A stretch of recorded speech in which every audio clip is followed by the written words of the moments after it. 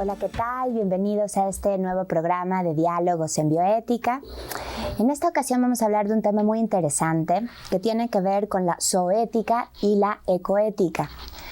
Estos temas, sobre todo, lo que tratan de mostrar es cuál es la responsabilidad moral que tenemos los seres humanos con todas las otras formas de vida, con el planeta en sí mismo, con los animales, con las plantas, si existe esa responsabilidad como tal, ¿no? Bajo qué principios es que se va a sostener. Y también, ¿qué pasa con el planeta? ¿Qué pasa con el calentamiento global? ¿Qué pasa con todos estos temas? ¿Y cuál es la responsabilidad como seres humanos que tenemos ante ella? Vamos a tener en nuestro panel a participantes muy interesantes. Voy a comenzar por presentar a la médico veterinaria zootecni Beatriz Banda, y de este lado tenemos al licenciado en filosofía Santiago Autón. Ellos van a estar con nosotros durante el programa. Bienvenidos. Muchas gracias. Bueno, recuerden que este programa se enriquece con sus comentarios, por lo cual les voy a recordar el correo de voz, ¿no? 5622-8718, 5622-8742 y nuestro correo electrónico mirador@cuaed.unam.mx. Háblenos, cuéntenos qué opinan, queremos sus comentarios. Muchas gracias. Bueno, vamos a empezar. De alguna manera, muchas veces y por largo tiempo se ha creído que los animales actúan por instinto, ¿no? Que de alguna manera solamente su forma de actuar es por reflejos condicionados. Entonces, que toda esta teoría de la mente, toda esta toma de decisiones, en realidad no existe entre los animales. ¿Qué opina la ciencia actualmente respecto a eso? Bueno, el paradigma ha cambiado muchísimo. Actualmente se sabe que los animales no nada más pueden sentir dolor y responder a él no como un acto reflejo, sino de manera consciente, porque aprenden a evitar situaciones dolorosas, y esto tiene implicaciones para también su toma de decisiones. Pueden entonces decidir qué cosa les perjudica, qué cosa les beneficia, acercarse o alejarse de un estímulo que les causa placer o que les causa dolor. Y pues bueno, sus decisiones están tomadas por motivaciones y por experiencias pasadas, porque tienen memoria. Entonces también esto les ayuda a acumular conocimientos y con esto enfrentar el ambiente que los rodea. Es una estrategia evolutiva para sobrevivir con mayor éxito. Sí, ahí ha cambiado mucho la concepción, no solo también de la ciencia, sino desde la filosofía. Recuerdo el ejemplo más clásico de esto siempre es Descartes, que sostenía que todos los animales no humanos eran una especie de máquina, que simplemente era una máquina más compleja que las máquinas que hacemos los humanos, porque la máquina la había hecho Dios. Entonces, obviamente, Dios es mejor artesano que Sony. Entonces, bueno, era más fácil, pero al final eran solo máquinas. Entonces, uno podía experimentar con ellas, desarmarlas, y no pasaba nada. Y lo que aparentaban sentir dolor era solamente eso, era una apariencia dada la complejidad de la maquinaria, pero no sentían dolor en realidad. Era solo como una especie de ilusión. Gracias a Dios eso ya prácticamente no se sostiene en ningún lado. O sea, tú dirías que sí sienten dolor. Por supuesto. Bueno, el que sienten dolor es francamente evidente, ¿no? Y hay un corpus de evidencia científica que ya nadie puede negar. Eso ya se da por sentado. Lo que es más interesante es que no solamente son capaces de sentir dolor físico, o sea, si me corto me duele, sino que además son capaces de construir experiencias. Eso es mucho más complejo, es una operación mucho más elaborada que nos cuesta más trabajo aceptar que son capaces de hacerlo, pero lo hacen. Aquí Betty nos puede dar más evidencia al respecto de cómo construyen. Aquí estamos viendo, por ejemplo, en las imágenes. Sí. En donde vemos expresiones faciales y corporales de miedo, de ansiedad. Habíamos visto también sorpresa. Los estados mentales tienen que ver con las emociones. Aquí están la pena o la aflicción. Podemos ver la posición corporal y la expresión facial que ellos tienen. Por lo tanto, su comportamiento sí es lógico. Tienen una finalidad, tienen objetivos que quieren alcanzar. Aquí vemos un panel de diferentes expresiones con todas las facies de todos los músculos que muestra aquí el perro, por decir algo que es cercano a nosotros. nosotros, pero incluso en aves y en reptiles, que creeríamos que son menos expresivos, podemos ver esto mismo, ¿no? Entonces, esta expresión física nos está diciendo que detrás hay un estado mental, que así es como se definen las emociones y los sentimientos, ¿no? Como construcciones mentales que nos ayudan a hacer lazos con el entorno y de esta manera sobrevivir más exitosamente. Y pues, bueno, hay sentimientos negativos como miedo, sufrimiento, aflicción, pero también sentimientos positivos como alegría, bienestar, etcétera. Ok, o sea, esto también además se relaciona con las 6 emociones básicas de Darwin, ¿no? O sea, que de alguna manera compartimos filogenéticamente con un montón de otras especies. Exacto, o sea, que estas emociones tienen una función en la evolución y la supervivencia, por eso nuestra especie no es la única que las posee ni que las expresa. Ok. Vamos a ver un video que también nos van a explicar un poco, que también muestra justo cómo estas emociones, ¿no? Estos sentimientos son bastante patentes en distintos animales. Aquí lo tenemos. Sí, bueno, aquí estamos viendo un leopardo que acaba de capturar y matar a un babuino, que es su presa, pero se encuentra con que era una madre joven que tenía un bebé. Y la reacción del leopardo al enterarse, al observar al bebé, es absolutamente impresionante, ¿no? Aquí vemos cómo se le acerca, deja de lado su presa.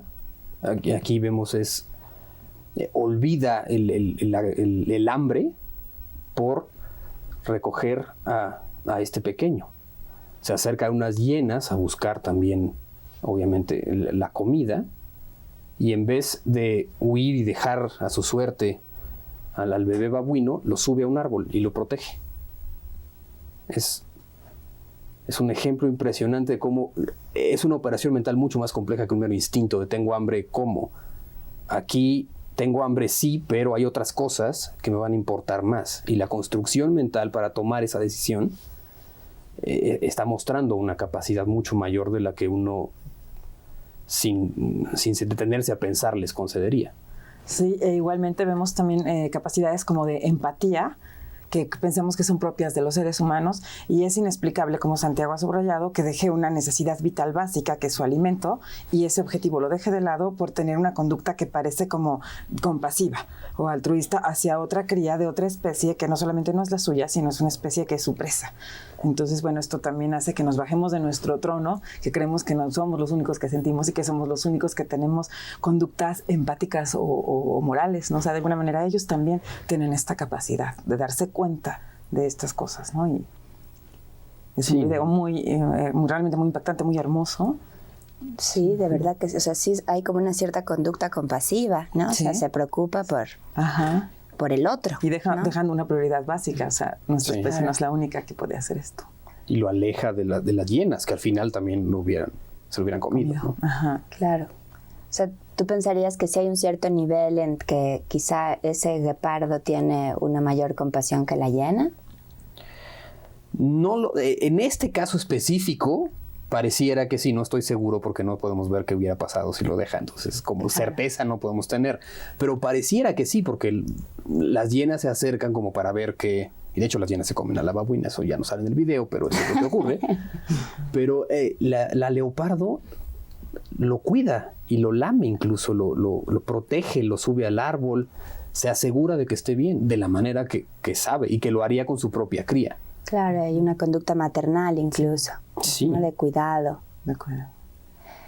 Entonces, de alguna manera esto nos va mostrando la complejidad de la mente animal, ¿no? O sea, como si no es tan sencillo como creer que, ¿no? Como esta idea cartesiana, ¿no? Sí, de que simplemente pues no tienen alma y que por lo tanto no funcionan, ¿no?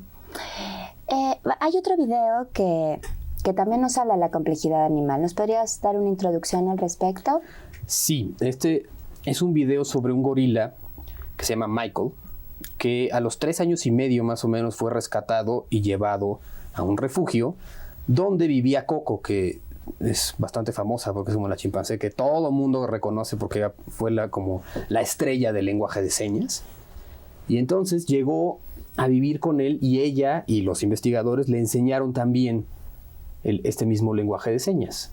Aquí vemos, por ejemplo, que le está diciendo cómo sonreír. Y le preguntan, cuéntanos qué pasó con tu mamá. Y eso es la respuesta de cómo él está codificando su propia historia. Francamente habla más de lo que yo puedo decir, pero lo que realmente pasó, codificado ya de manera humana, es que a su mamá la mataron para comérsela. Y él, a los 3 años, lo presenció. Lo que estamos viendo en estos subtítulos de su lenguaje de señas es cómo él narra la propia historia, cómo la vivió utilizando el lenguaje de señas que sí, los humanos le enseñamos. Pero la propia historia es lo que es impresionante, cómo está realmente narrando una experiencia tan absolutamente terrible que ocurrió hace tanto tiempo. Entonces está hablando de una memoria con gran claridad y además de algo que a mí me parece muy sorprendente, que es la persistencia de algo. Tiene conciencia de que eso le ocurrió a él en otro momento. Y también ese yo, que así le llamamos entre los humanos, es otra de las cosas que también creíamos exclusivas de nuestra especie, ¿no? Claro. No hay un yo en los animales, ¿no? Pues claro que lo hay, por lo menos en ciertos primates superiores y en cetáceos y otros. En perros, sí, que pueden, esto entra ya en los términos de la conciencia y de la teoría de la mente, no sé si pueden identificar como un yo a lo largo de la historia y de que tienen conciencia temporoespacial, ¿no? Esto sí pues se ve claramente, y bueno, con el primate que afortunadamente puede aprender el lenguaje sordomudo y comunicar su historia, pero muchas otras especies también se ha visto que tienen códigos de lenguaje, semiótica, en los graznidos de aves, en ruidos que hacen diferentes especies. Okay. Bueno, para enriquecer un poquito más estas ideas, esta pequeña discusión, vamos a mostrar una entrevista con el doctor Alejandro Herrera, que es del Instituto de Investigaciones Filosóficas de la UNAM. Por favor.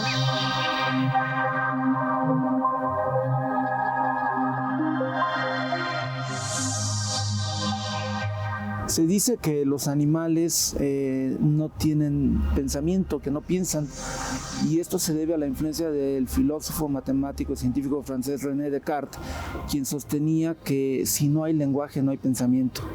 Pero en un sentido de pensamiento más amplio, es obvio que los animales tienen estados mentales, esto está comprobado por la ecología cognitiva, tienen deseos, tienen temores, tienen expectativas a corto y mediano plazo, formulan estrategias o hacen estrategias, muestran la capacidad de resolver problemas, todo eso es una señal de inteligencia, y la inteligencia es un estado mental y en ese sentido hay pensamiento.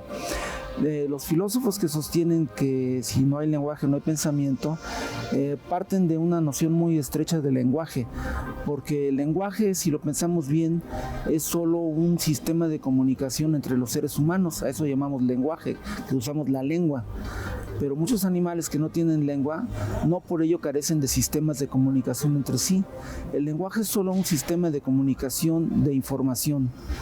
La comunicación de información entre los humanos se hace a través del lenguaje lingüístico, pero hay lenguaje no lingüístico. Nosotros somos criaturas lingüísticas, pero hay criaturas no lingüísticas que se comunican por señales, por ejemplo, como las ballenas, como los simios, como los lobos, como las abejas, como los insectos en general.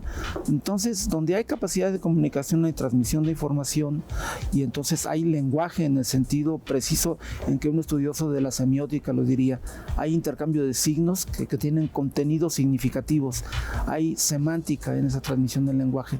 Podemos, por lo tanto, concluir que los animales realmente sí piensan, inclusive razonan, hacen razonamientos sencillos para decidir si ir a un sitio o a otro, procesan algo que se llama silogismo disyuntivo en lógica, sin necesidad de tenerlo que formular lingüísticamente. Entonces estamos padeciendo un prejuicio lingüístico de que si hay lingüística, solamente si hay lingüística hay pensamiento. Esto es totalmente falso. Puede haber pensamiento sin lingüística, porque también pueden transmitirse pensamientos, mensajes semánticos significativos mediante medios no lingüísticos por diferentes órganos que poseen los seres vivos en general.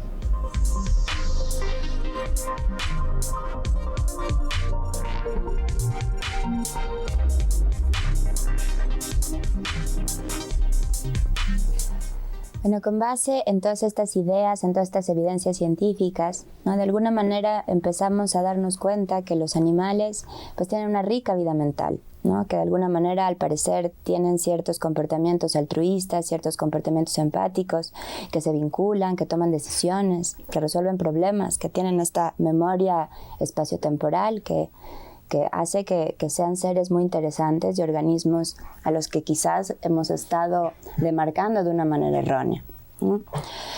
¿Usted cree que puede cambiar nuestra forma de ver a los animales, ¿no? Que hay nuevas reglas que tenemos que empezar a reformar, a reconstruir?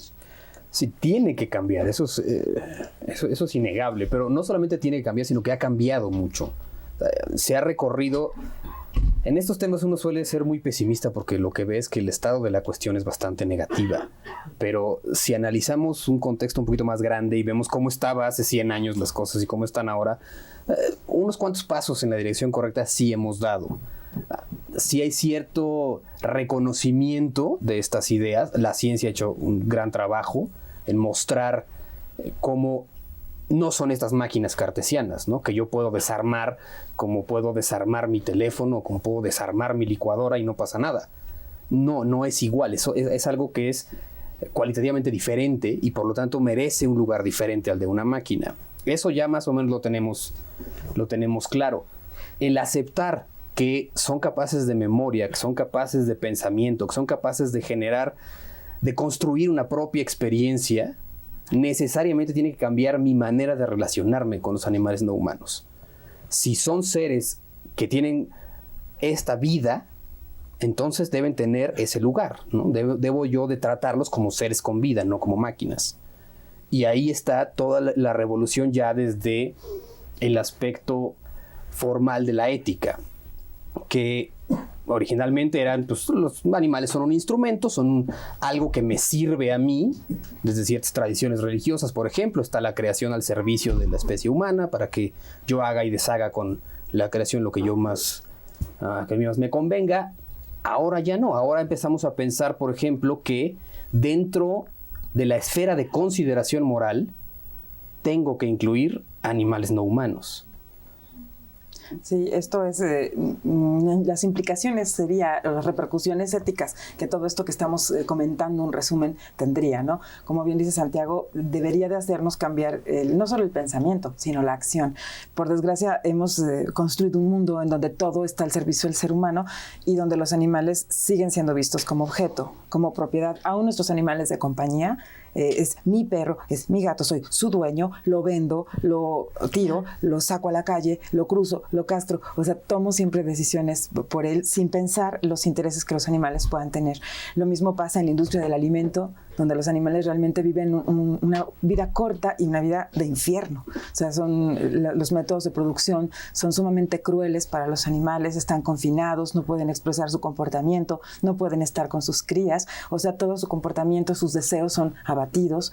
Los animales que usamos en investigación, que usamos para enseñanza, y ni se diga que los que usamos en espectáculos, ¿no? Que eso es perverso. O sea, poder regocijarnos o divertirnos a costa del sufrimiento de los animales, como ocurre en las charrerías, en los caripeos, en las corridas de toros, en las peleas de gallos, hasta en cosas que pensamos inocuas como los delfinarios. O sea, es un sufrimiento enorme para estos animales que usamos para divertirnos, los circos.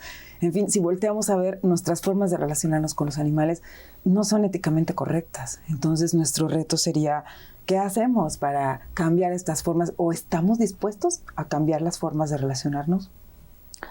Pero, ¿y ustedes creen que esto puede ser, o sea, puede comenzar por una conciencia desde el individuo, desde la comunidad, o tiene que empezar desde una normatividad jurídica, desde, ¿no? ¿Cómo creen que...?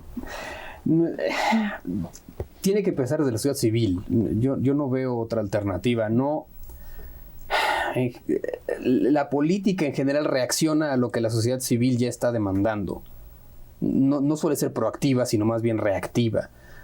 ¿Qué es lo que, históricamente, lo que ha ocurrido? Por ejemplo, en Europa se prohibió la investigación en animales con fines cosméticos. Eso está prohibido en Europa. No se respeta, parece, del todo, pero por lo menos a nivel comunidad europea eso ya no está bien visto. ¿Eso por qué ocurrió? Porque la gente salió a las calles a decir esto no puede ser. De pronto apareció un libro que se llama Liberación Animal de Peter Singer, que causó gran revuelo porque mostraba lo que pasaba con los animales, ¿no? Estudios horribles de que les echaban químicos en los ojos de los conejos para ver qué pasaba y ver cuánto tenía yo que echarle para provocar una reacción espantosa y cuánto para que la piel se les cayera, unas cosas que mejor ni cuento.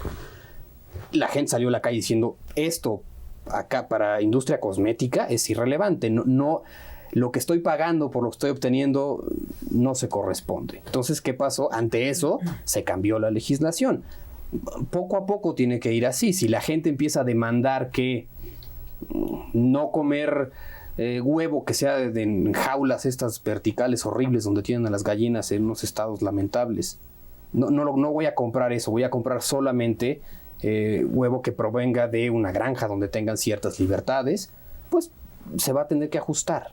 Yo veía por ahí el camino. Sí, yo también pienso que es a nivel individual y una de las funciones del programa universitario de bioética es la difusión y la educación, porque mucha gente ignora esto, ¿no? Después de que nos presentamos en algún curso, en alguna conferencia, nos dicen, pero yo no sabía. Y por esto hay un libro que se llama que si los rastros tuvieran las ventanas de cristal, todos serían vegetarianos, ¿no? Porque la gente ignora el sufrimiento animal que está detrás de tantos satisfactores que nosotros tenemos. Y yo pienso que a medida que la gente a todos niveles, académicos, trabajadores, en las familias, nos hagamos conscientes de cómo es esta explotación animal, pues podremos ser más sensibles y renunciar a ciertas prácticas para que la relación con ellos mejore. Bueno, si después se puede legislar, pues tanto que mejor, pero tenemos que cambiar desde adentro, ¿no? Nuestra conciencia para mejorar la relación con los otros vivientes. Claro. Tú mencionabas, Santiago, que esto ha cambiado, ¿no? O sea, que quizás hace 100 años era todavía peor, ¿no? O sea, que el animal era todavía más considerado una máquina. Uh-huh. O sea, entonces, ¿cómo cuándo dirían ustedes que empezó a haber esta mayor relevancia de la vida animal, de su ética, de alguna manera, hacia ellos? Podría decir que Jeremy Bentham, uno de los primeros utilitaristas, que tiene la cita más famosa de toda la gente que hemos trabajado ética de los animales, donde menciona que así, la voy a parafrasear porque no me la sé tampoco de memoria, así como los franceses han descubierto que la negrura de la piel no es razón suficiente para condenar a un ser sensible al capricho de su torturador, yo espero que algún día también nos parezca evidente que la terminación del hueso sacro o la vellosidad de la piel tampoco es razón suficiente para condenar a un ser sensible al olvido, ¿no? Esa cita que recupera Peter Singer, y ahí es donde se vuelve la cita más famosa y más repetida en todos los libros de que animales la vas a encontrar, genera un poco claro, es cierto, ¿no? O sea, los criterios para eliminar de la consideración ética a seres sensibles no son válidos, no se sostienen. En los argumentos no funcionan. Todo ser que es capaz de sufrir, que ya vimos que sufrir es un poco más que sentir dolor, aunque lo incluye, merece ser considerado moralmente. Me exige a mí una consideración ética. Y creo que a partir de ahí empieza poco a poco a moverse. El problema es que al mismo tiempo también se ha industrializado cada vez más la producción de alimentos. Entonces, si hablamos en números de animales que sufren, sí hay más. Pero a lo mejor la conciencia sí ha ido y se han eliminado de ciertas áreas, como la cosmética, por ejemplo. Claro. Hay dos como parteaguas que yo veo, ¿no? En los años 60, como dice Santiago, aunque esta idea de que los animales sienten había estado en la mente de muchos pensadores y de muchos religiosos, de místicos como Francisco de Asís, ya cuando se formaliza el movimiento como filosófico por la ética hacia los animales es en los 60, o principios de los 70, cuando Singer publica Liberación Animal, y ya un gran número de filósofos se aúna a esta reflexión. Y después en la ciencia también por ahí de los años 60 y tantos se publica un libro que se llama Animal Machines, máquinas animales, en donde se critica cómo se crían los animales en granjas, ¿no? Y entonces ya la ciencia, no solo la filosofía, sino las ciencias empiezan a reflexionar y surge el bienestar animal, ¿no? La ciencia del bienestar animal, que se preocupa porque estos animales, o sea, cualquier animal, ¿no? En investigación, en granja, de compañía, tenga unas condiciones o libertades mínimas para vivir, ¿no? Que se llaman las 5 libertades. Entonces también los etólogos, los veterinarios, los zoólogos empiezan también a preocuparse por el bienestar animal, que hoy en día es una ciencia que se enseña en algunas universidades, como la nuestra. Y o sea, ¿podemos poner en un mismo conjunto a todo el reino animal? ¿no? O de alguna manera el desarrollo de su sistema nervioso podría hacer una cierta separación entre qué animales sufren más o qué animales sufren menos. Bueno, ese sería un criterio también especista, hablando en términos de Peter Singer, porque decimos, bueno, no vas a considerar igual a la lombriz de tierra o a la cochinilla que al elefante o que al gato. Desde el punto de vista del valor de la vida, diríamos que el valor inherente o intrínseco es el mismo. De acuerdo al criterio del desarrollo del sistema nervioso central, pues que sería un criterio neurocéntrico para consideración, claro, y que es un excluyente. ¿Sí? Primero decíamos que nada más los vertebrados, pero después se descubrió que, por ejemplo, el pulpo, que es un molusco que no es vertebrado, tiene una vida emocional muy compleja, toma decisiones, tiene miedo, tiene coraje o tiene conductas de desagrado, y entonces los moluscos fueron puestos en otro grupo. Recientemente se descubrió que langostas y camarones sufren con estímulos dolorosos cuando los mataban con electricidad. Entonces ya también entraron al círculo de consideración de los vertebrados. No sabemos cómo experimentan esta vida o estas emociones. Entonces la pregunta para la ciencia es cómo lo experimenta una langosta, cómo lo experimenta una gallina y cómo un chimpancé. Pero de que es consciente de un estímulo nocivo, se queja y trata de huir de él, eso es patente. Entonces, como que conforme avanza la ciencia, cada vez se incluye nuevos grupos o nuevos taxones de animales en este círculo de consideración moral. Es que también, siendo muy estrictos, yo ni siquiera sé con certeza cómo experimenta el dolor otro ser humano. Sí, no. No lo sé, no lo puedo saber. Y eso no hace que yo no lo tome en cuenta, el sufrimiento del ser humano. No hace que no me importe el hecho de no saberlo como completamente. No sé cómo lo experimenta un gato, tampoco, pero eso no importa para la cuestión. Lo que importa es que hay una vida ahí que merece ser valorada como tal. Ese es es el criterio, pues, de la consideración moral. Claro. Y en cuanto a la alimentación, o sea, ¿qué podríamos hacer? O sea, de alguna manera tratar de que sufran menos los animales o dejar de comer animales. O sea, ¿qué recomendarían ustedes? Una ética de máximos, y la consecuencia sería el vegetarianismo, ¿no? Como nos muestran los filósofos. Si nos vemos en una ética de mínimos o de mínimo daño, sería reducir el consumo, que además no necesitamos todo lo que consumimos, y mejorar los métodos de crianza y matanza. Eso sí, ser muy estrictos en eso, aunque suba el costo. Claro. Sí, es como poco a poco, no se vale, ni en el sentido de que es contraproducente, demandar que de un día para otro toda la sociedad cambie. No se puede. Y no va por ahí, porque lo único que logras es generar resistencia. Pero poco a poco sí se tiene que ir eliminando el sufrimiento del mundo, cualquier forma que este sufrimiento tenga, ¿no? O sea, eso creo que todos podemos estar de acuerdo. El sufrimiento no es algo deseable. Uh-huh. Hay que generar la menor cantidad y eventualmente eliminar el sufrimiento del mundo. ¿Cómo lo hacemos? Pues poco a poco. Primero, a lo mejor, como un poco menos de carne, porque sí, la dieta occidental es hasta nociva, de hecho, en las cantidades de carne que se consumen. Pero la meta, sí, es generar básicamente que la alimentación del ser humano sea vegetariana. Ese es hacia la meta, hacia donde debemos caminar poco a poco. Ajá, y favorecer los métodos de crianza cruelty free o libres de sufrimiento, en donde los animales tienen más espacio para vivir, para moverse, en donde pueden interactuar con sus congéneres, en donde no son mutilados. Entonces cambiar las formas de crianza, como mencionamos anteriormente, y refinar los métodos de muerte. No, y que de alguna manera eso incluso mejora la calidad del alimento. Ajá. Hay todas esas cuestiones que se sueltan, todas estas sustancias, ¿no? En estos. Sí.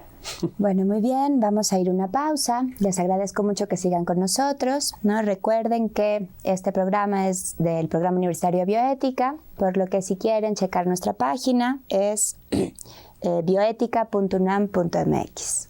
Ahora nos vemos.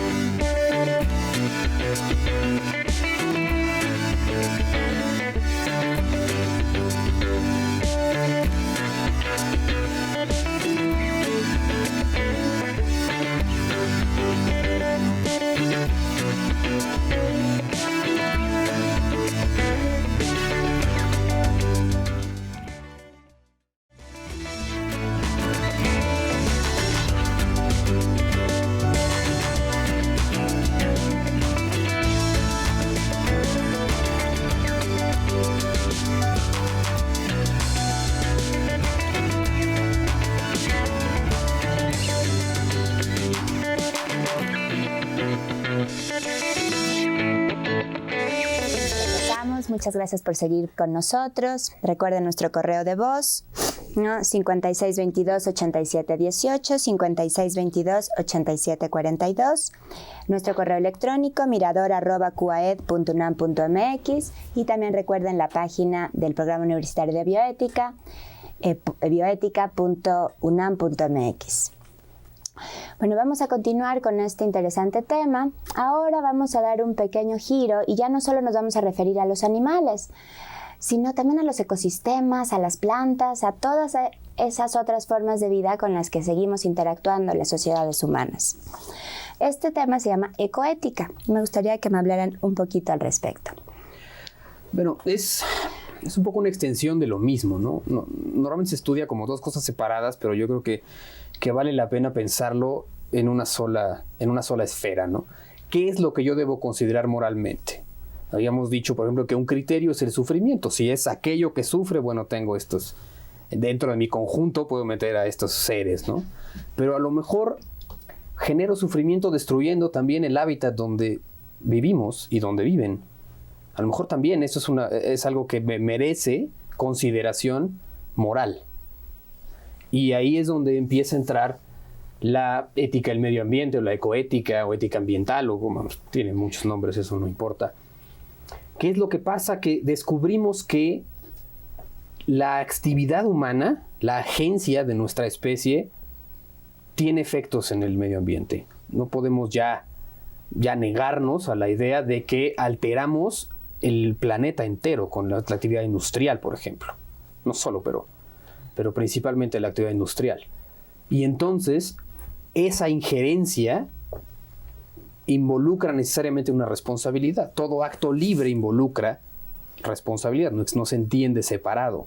Y de la misma manera, esta industrialización excesiva genera una responsabilidad sobre los daños que estamos generando en el medio ambiente. Esta responsabilidad se puede ser, y algunos autores la consideran indirecta, ¿no? Yo soy responsable de esto porque ¿dónde van a jugar mis hijos, ¿no? Si ya no tienen un aire limpio? O ¿dónde van a estar los animales? Si quiero ser un poquito más amplio en mi conciencia. Pero al final es una responsabilidad indirecta. Yo soy responsable porque puede afectar a otros seres. O a lo mejor es directa. A lo mejor soy responsable del mundo porque el mundo en sí tiene un valor.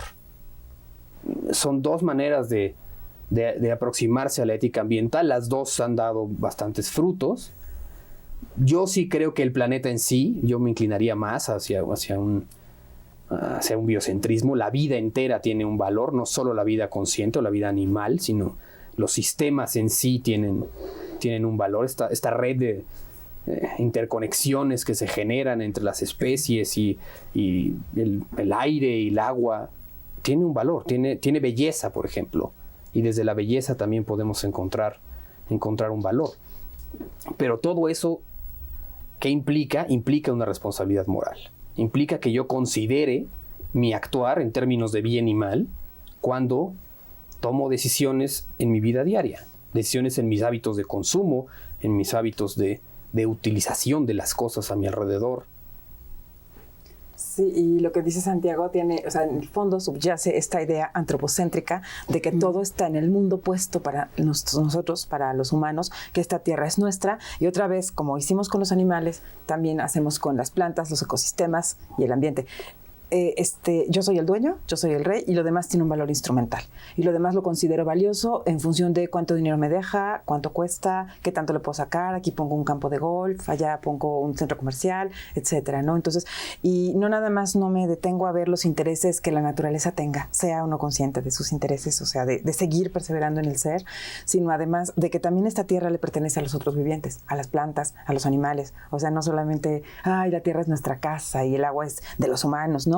También el agua es de las plantas, de los bosques, de las selvas y de todas las criaturas vivientes que lo habitan. Entonces yo creo que el error es esta mente cerrada y antropocéntrica de túnel que no nos deja ver más allá de nosotros mismos, ¿no? Que es una forma de egoísmo, y que nuestra esperanza es que la ética sea como esta cosa que nos abra los ojos y que nos haga ver más allá de nosotros mismos, ¿no? Más allá de los límites de mí y de mi especie. Claro. Sí, hasta ahora hemos establecido una relación con el mundo natural estrictamente jerárquica y de poder. Nos relacionamos con la naturaleza como aquello que yo puedo utilizar para mis fines, como aquello que yo puedo dominar, ¿no? Y hasta decimos, la ciencia está para dominar a la naturaleza, y usamos esta terminología que tiene un conato de violencia al final. El dominio en sí es algo agresivo, no es como bonito ser dominado, ¿no? por ningún lado. Y de esta manera es como entendemos la naturaleza. Entendemos son recursos naturales, por ejemplo. El bosque es recurso natural, no es un bosque. Y desde ahí, desde esa manera de concebir el mundo natural como aquello que me sirve, ya estamos entendiéndolo mal. Eso tiene que cambiar. Tenemos que entender la naturaleza como naturaleza, no como medio ni como recurso. Así, eso va a permitir, pues, que tengamos mayor conciencia de cómo nuestras acciones afectan a todos los que compartimos el planeta, no solamente a mí, que sí me afectan, que también por ese lado es cierto, lo que yo hago me afecta a mí, pero también a mi vecino, a mi mamá, a mi hija, pero también a mi perro y a las demás especies con los que convivimos. A todos nos afecta. Entendernos como parte de un todo, ¿no? Yo pienso que es la invitación de la ética holística, finalmente, sino que lo demás no es mío, sino yo soy parte del todo. Y teniendo una posición un poco más humilde y más real dentro del planeta. ¿Ustedes piensan que sí hay imperativos morales para cuidar el medio ambiente? Sí, por supuesto. Los mismos que rigen, los mismos imperativos morales que me hacen considerar al otro, quien sea que sea ese otro, que por siglos el otro era otro humano, y ahora sabemos que el otro puede ser un animal, puede ser una planta, puede ser un ecosistema, ¿no? Y que eso pues debe poner límite a mi actuar, ¿no? Entonces, yo debo renunciar a ciertas cosas porque no puedo aplastar el derecho que tienen los demás a seguir estando, seguir siendo.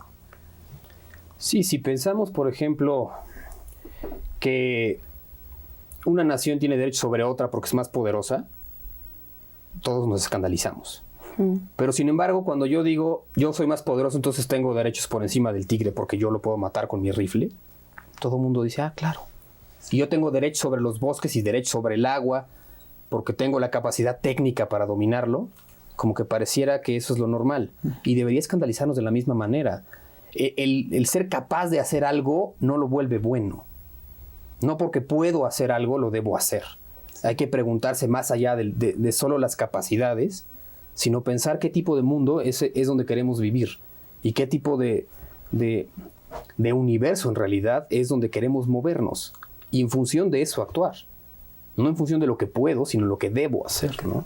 Que esa es la pregunta de la ética. No pregunta lo que es, sino lo que debe ser. Pero de alguna manera, ¿hasta dónde como humanos tenemos responsabilidad de esto? ¿No? Porque de alguna manera tenemos que luchar contra este antropocentrismo, ¿no? Pero de alguna manera también tenemos esa capacidad para poder generar reglas, generar una mayor, ¿no? Esto que explicas tú, ¿no? Enseñarle a la gente a convivir más con tu entorno. Entonces, ¿cuál sería como nuestra responsabilidad como humanos en esta empresa?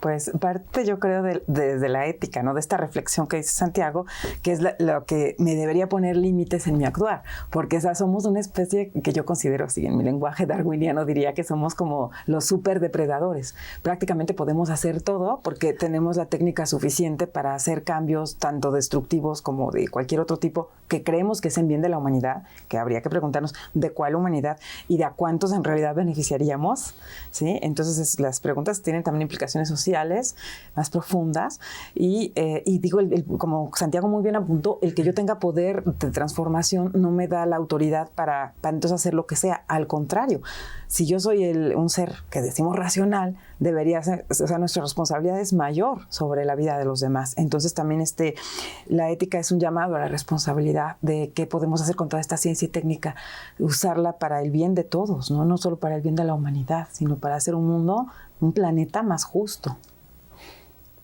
Sí, en el acto libre yo me tengo que adueñar no solo de mi acción, sino de las consecuencias de mi acción. Eso es parte de la enseñanza de la ética desde sus orígenes. No solo es lo que hago, sino lo que deriva de lo que hago. Entonces, si lo que yo hago está generando destrucción en el medio ambiente, pues a lo mejor debería detenerme a pensar si lo que hago está bien o no. O, con mayor claridad, cómo debería de actuar para minimizar el daño. Sí. De alguna manera esto nos lleva a este tema que se ha vuelto pues tan popular, que es el cambio climático, ¿no? O sea, porque incluso uno luego escucha a ciertos investigadores que dicen que no es cierto, ¿no? Que eso es una cuestión de los ambientalistas, ¿no? ¿Ustedes qué opinan al respecto? Bueno, ya los únicos científicos que niegan el cambio climático antropogénico, porque ya el cambio climático como tal, ya no hay nadie que diga que no pasa. La duda está en si la actividad humana es lo que lo ha provocado o no. Y ni siquiera ya está la duda, porque los que dicen que no son básicamente unos grupos de interés político y económico, no tanto así científico. Hay una clarísima relación ya establecida entre la actividad humana, la inercia del consumo y la industrialización y los daños al medio ambiente. Eso ya está establecido, vamos. Hay uno que otro loco ahí que dice que no, pero ya no lo escucha nadie. Está aceptado como tal. El punto es qué se hace al respecto. Si nosotros lo provocamos, si yo deshice la cama, pues yo la tengo que volver a hacer. No, es muy sencillo en realidad. Si yo provoqué el problema, pues yo tengo que hacer algo para solucionarlo. Eso le enseñamos a nuestros niños, ¿no? Si rompes algo, pues tienes que ir y pedir perdón y hacer algo para arreglarlo. Claro. Pero después se nos olvida, ¿no? Que es algo que es un buen hábito, el resarcir los errores que cometemos. Bueno, también le podemos preguntar al oso polar, ¿no? El oso polar tiene mucho que decir siempre. ¿Qué opina al respecto? Claro, estamos viendo al oso totalmente agotado, totalmente vencido de que no puede nadar todo el tiempo, necesita descansar en tierra. Ves el sufrimiento, cómo está agotado, las patas traseras que ya casi no las puede mover para salir. Es una cosa realmente horrible. Eso provocado por la barbárica destrucción del medio ambiente, por cómo en invierno el hielo no es suficiente ya. ¿Por qué está pasando eso? ¿Qué hemos hecho para generar un mundo donde en invierno el hielo es tan frágil? Es como la vida, es tan frágil, ¿no? Es una buena alegoría de lo que hemos hecho. Hemos convertido la vida en algo que en cualquier momento se rompe, como cualquier cosa. Sí, yo pienso que el video que, como dices tú, nos deja mudos.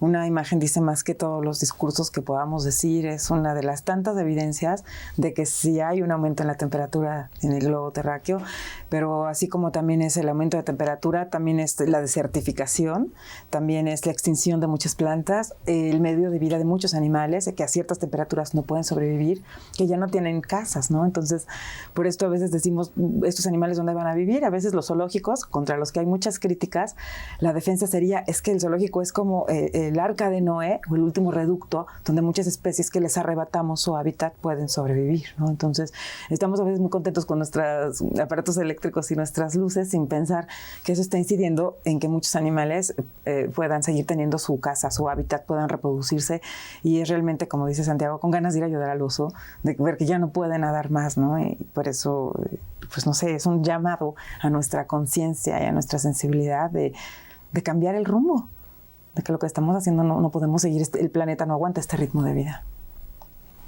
¿Y qué podemos hacer? ¿No? ¿Qué podemos hacer ante este cambio climático y ante esta responsabilidad que tenemos como humanos? Hay muchas cosas. Uno se enfrenta siempre a estos problemas y como son planetarios, literal, sin ninguna exageración, parece como demasiado grande y yo, pobre ciudadanito chiquito perdido en México, ¿qué voy a hacer ante un problema que es del universo? Sí, no puedo arreglar mañana, eso me queda muy claro. Nadie lo puede arreglar mañana. Pero en nuestra vida cotidiana sí podemos, y sí que podemos hacer mucho. Hemos comprado una idea, por ejemplo, de que el fin de la vida es el consumo, ¿no? La vida humana existe para consumir más cosas. Y eso es lo que te va a dar placer, es lo que te va a dar felicidad, es lo que te va a dar estabilidad, etcétera, etcétera. Esa es la idea que es profundamente brutal, criticable, y yo creo ahí la clave es la mecánica de que nos ha llevado a donde estamos. Tenemos que pensar que la felicidad no está en consumir, en que cambiar de celular cada año no me hace mejor persona, sino que en realidad todo lo contrario, porque las minas donde se obtienen todos estos minerales, además de la explotación infantil, porque son unas cosas en África espantosas también, que si investigan de dónde salen, se van a querer lanzar de un puente, pero en cosas muy elementales y muy sencillas como voy a bañarme en lugar de en 10 minutos, en 7 minutos. Esos 3 minutos diarios que voy a ahorrar, ¿cuánta agua voy a ahorrar en un año? De 3 minutos menos. Es impresionante las cantidades. Ahí ya se pone a ver, y si todo el mundo lo empieza a hacer, si yo empiezo a platicar con la gente y le digo, oye, trata de bajarle un poquito, ¿no? Oye, en vez de comprar botellas de plástico de agua todo el tiempo, pues rellena, ¿no? Más fácil. Hasta es más bonito. Pequeñitos cambios de conducta, ¿no? A lo mejor si no vuelvo vegetariano mañana, pero en vez de comer carne 5 días a la semana, comeré 4 y luego 3.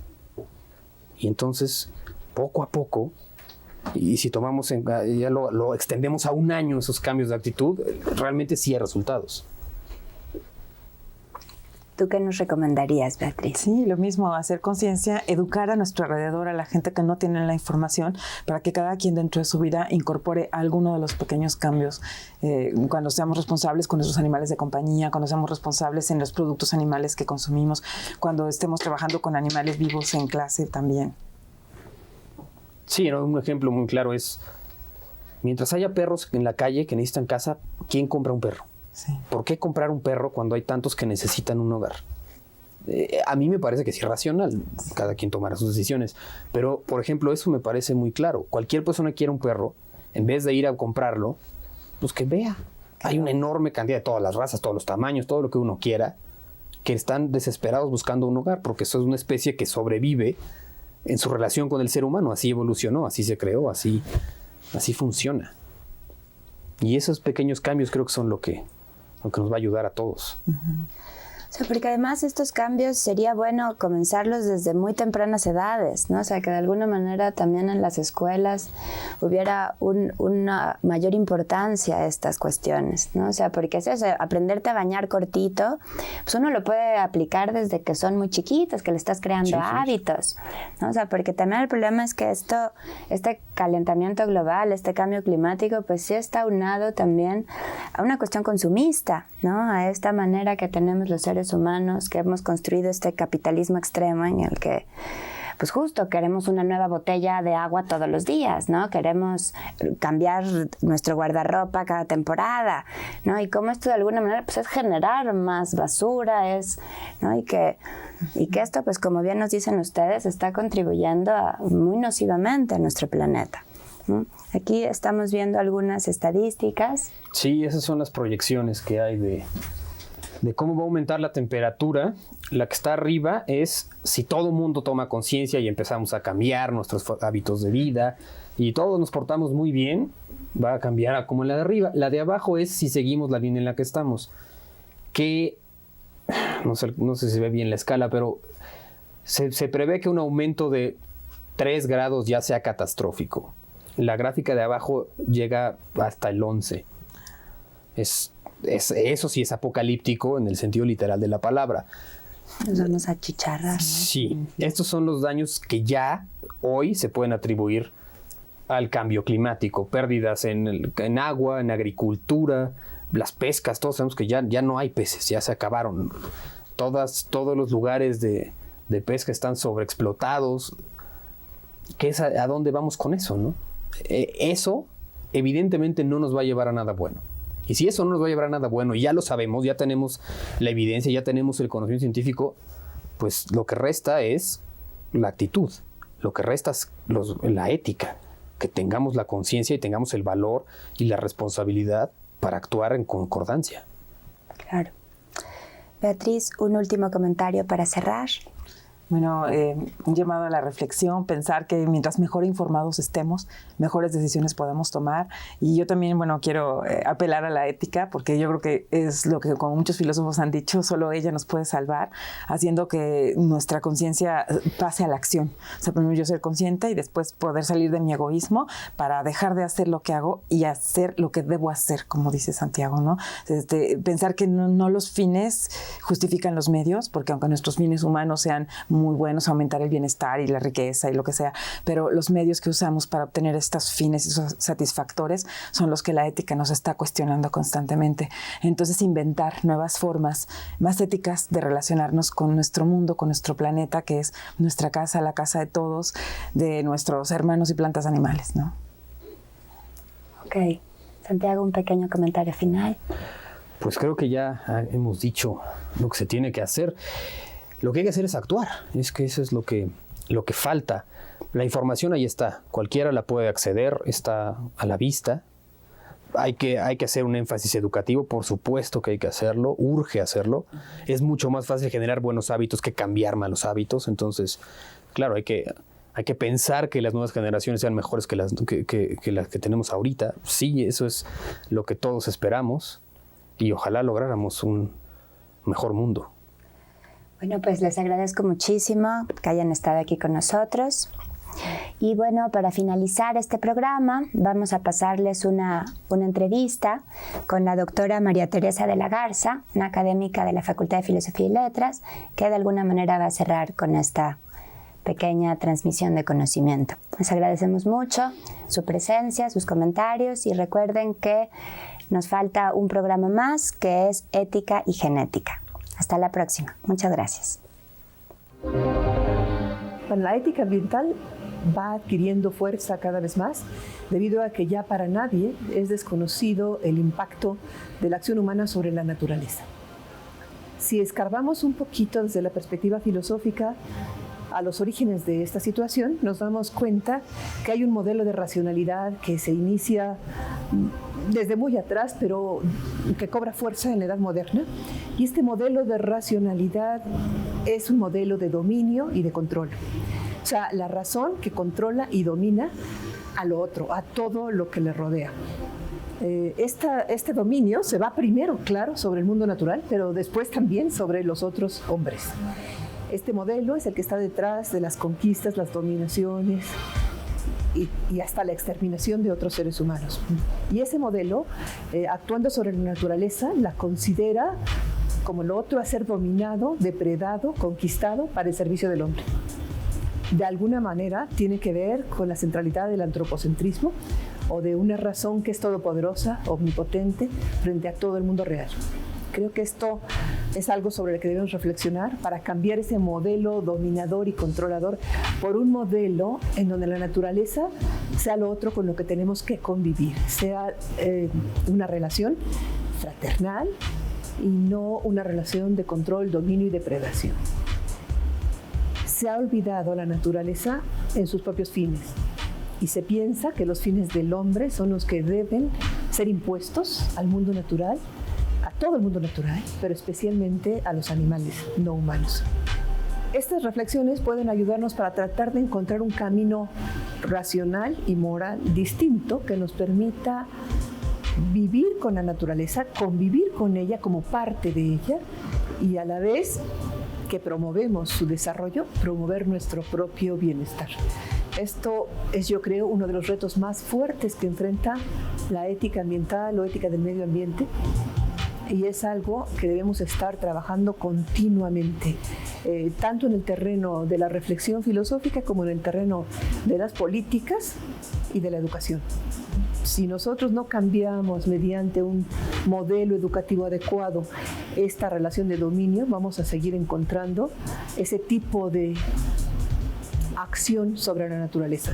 Tenemos que educar a las nuevas generaciones y, por qué no, también a las anteriores en un modelo fraternal con respecto al mundo natural.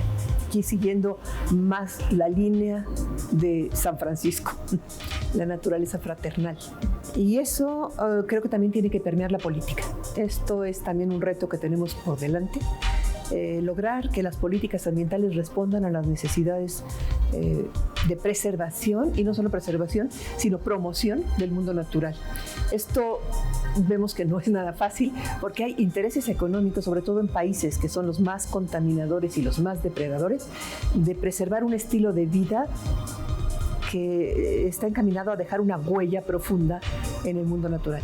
Entonces el cambio de estas políticas va a llevar tiempo, se ha iniciado ya ese camino, pero tenemos que ser más proactivos y activos con respecto a la necesidad de cambiar las políticas con respecto al medio ambiente y lograr tal vez sea ya imposible revertir el daño que hemos hecho, pero por lo menos lograr detenerlo para poder sobrevivir junto con todos los demás seres que pueblan el mundo que nos tocó vivir.